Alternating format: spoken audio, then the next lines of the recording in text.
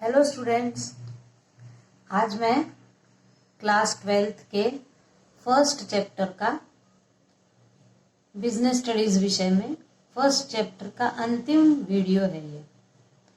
तो आज देखते हैं इसको, और इसके बाद मैं अगले वीडियो में फर्स्ट चैप्टर के कुछ इम्पोर्टेंट क्वेश्चंस बताऊंगी जो आपको एनुअल एग्जाम के हिसाब से बहुत सटीक होंगे। तो देखते हैं फर्स्ट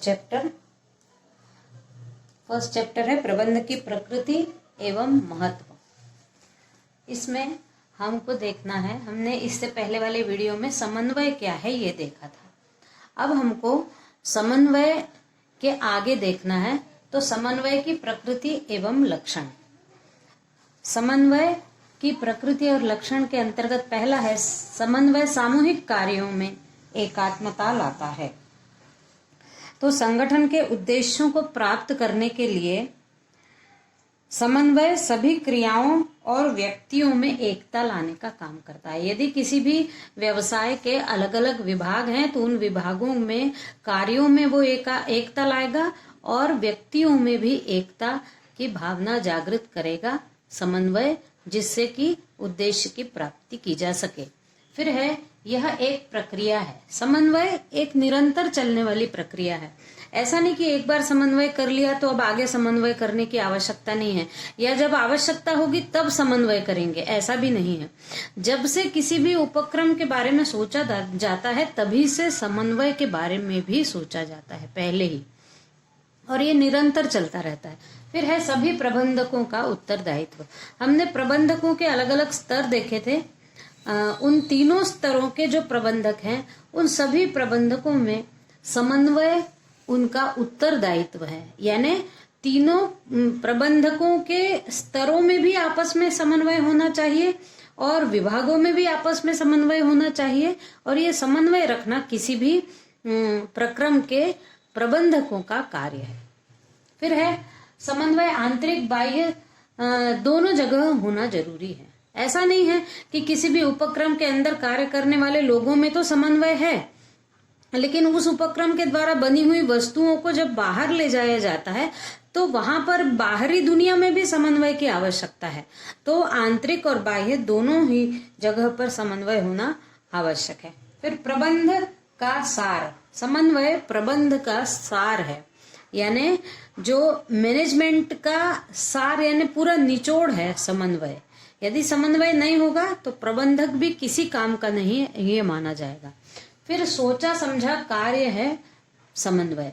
ये समन्वय ऐसा नहीं कि अचानक हो जाता है। समन्वय एक सोच समझकर किया जाने वाला कार्य है कि यदि किसी दो विभागों में समन्वय नहीं है तो वो प्रक्रम कभी भी पूर्णता की ओर नहीं जाएगा।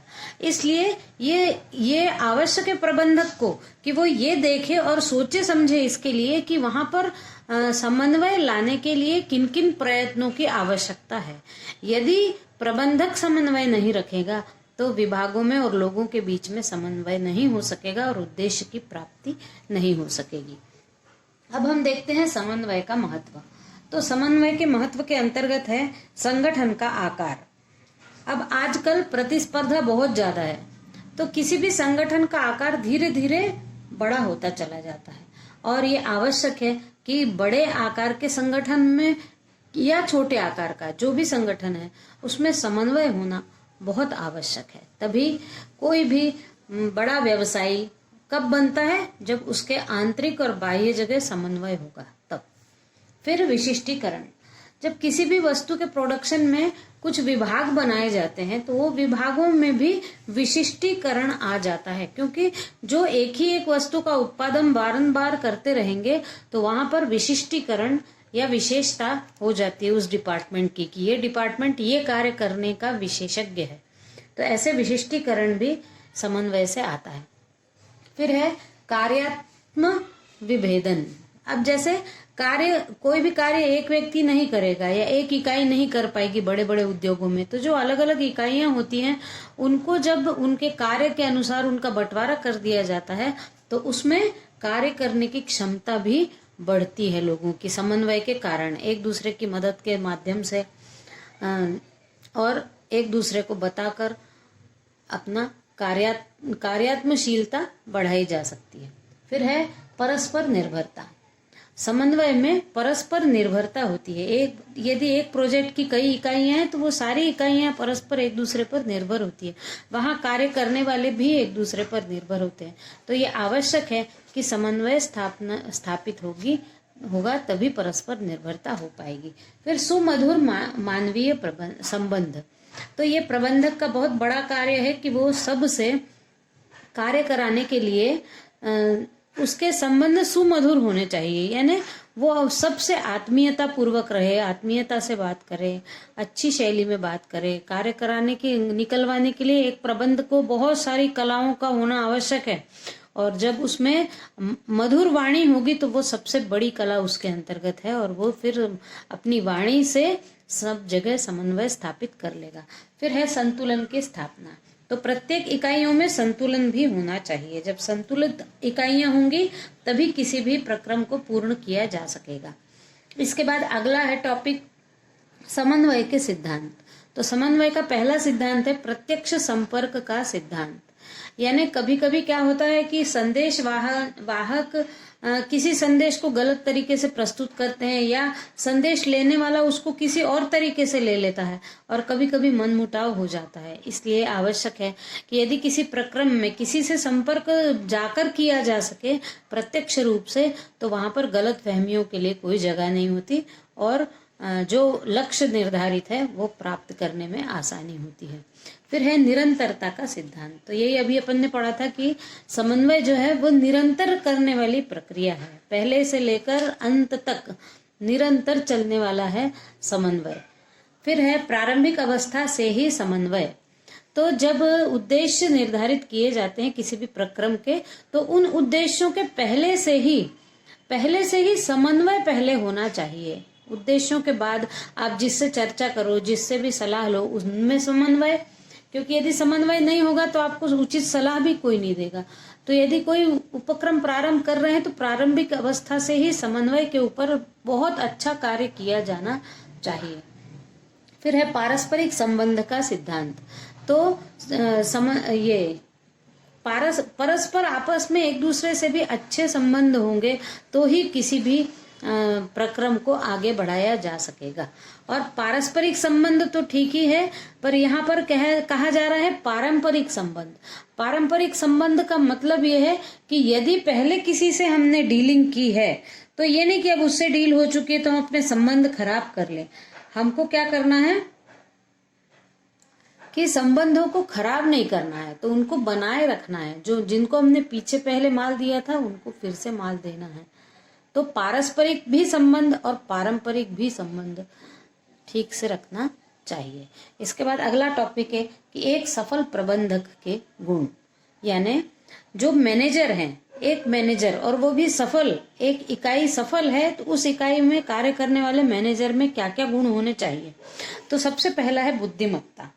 बुद्धिमत्ता ये प्रबंधक के लिए सबसे ज्यादा आवश्यक है, क्योंकि यदि उसकी बुद्धि चलेगी तो ही वो आगे फटाफट निर्णय ले पाएगा, और लोगों से अधिक बुद्धिमान होने के कारण ही उसके बुद्धि से लिए गए निर्णय एक किसी प्रक्रम के लिए अच्छे साबित होंगे। फिर दूसरा है शिक्षण। एक सफल प्रबंधक के लिए यह आवश्यक है कि वो जिस भी क्षेत्र का प्रबंधक है उसके पास डिग्री हो, और कार्य क्षेत्र में शिक्षण प्राप्त प्रबंधक ही अहमियत रखता है। ऐसा नहीं कि किसी को भी रख लिया, उस विषय की उसके पास डिग्री भी हो तो वो ज्यादा अच्छा कार्य कर पाएगा। फिर व्यवहार कुशलता।